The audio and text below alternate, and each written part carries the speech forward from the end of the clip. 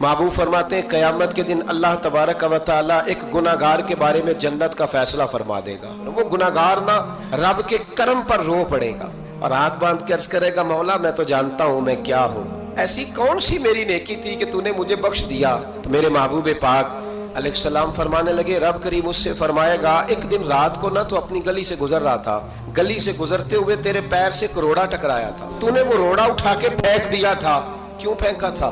तो नेकी चूंकि उसकी नजर में मामूली थी तो वो भूल चुका था। कहेगा, या अल्लाह वो वाला रोड़ा, मालिक करीम वो तो मैंने इसलिए उठाया था कि मेरे मोहल्ले में बूढ़े भी रहते हैं, बीमार भी रहते हैं, बच्चे भी रहते हैं, कमजोर भी रहते हैं, इसलिए उठाया था किसी को ठोकर न लग जाए। रब करीम ने फरमाया, तू रात के अंधेरों में रोड़े उठा उठा के मेरे बंदों का ख्याल रखे तो मैं आज कयामत के दिन तेरा ख्याल ना रखूं। फरमाया, उस एक रोड़े के उठाने की बरकत से मैंने तेरे लिए जन्नत का फैसला फरमा दिया।